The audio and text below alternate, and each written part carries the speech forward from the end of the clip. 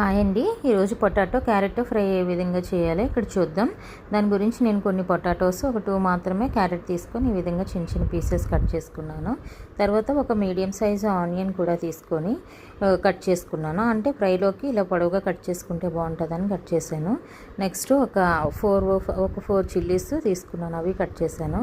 తర్వాత కొంచెం కరివేపాకు, ఒక 4-5 వెల్లుల్లి కూడా తీసుకొని పెట్టుకోవాలి. తర్వాత స్టవ్ పైన కడాయి పెట్టుకొని కొంచెం ఆయిల్ వేసుకోవాలి. ఆయిల్ వేడి కాగనిచ్చాక కొంచెం శనగపప్పు, మినప్పప్పు, ఆవాలు, జీలకర్ర అన్నీ కొంచెం కొంచెం వేసి ఇలా ఫ్రై చేసుకోవాలి. తర్వాత మనం కట్ చేసి పెట్టుకున్న ఆనియన్స్, మిర్చి అన్నీ కూడా వేసి ఇలా ఫ్రై చేసుకుంటాం. కొంచెం ఇవి మగ్గడానికి ఒక హాఫ్ స్పూన్ వరకు సాల్ట్, హాఫ్ స్పూన్ ఏమోని పసుపు వేసుకొని ఫ్రై చేసుకోవాలి. ఇవి కొంచెం మగ్గిన తర్వాత మనం కట్ చేసి పెట్టుకున్న పొటాటో క్యారెట్ కూడా యాడ్ చేసుకొని ఇవి ఫ్రై చేసుకోవాలి. అంటే మనకి నాన్ స్టిక్ కడాయి కన్నా ఈ ఐరన్ కడాయి అయితే పొటాటోస్ ఫ్రైకి ఏదైనా సరే అంటుకోకుండా బాగా ఎగుతాయి. నెక్స్ట్ మంచిది కూడా, అందుకే ఐరన్ కడాయే నేను యూజ్ చేస్తాను. తర్వాత ఇవి బాగా వేగాలండి. కొంచెం బాగా వేగిన తర్వాత మాత్రమే మనం చిల్లీ పౌడరు, నెక్స్ట్ ఇక్కడ ధనియా పౌడరు యాడ్ చేశానండి.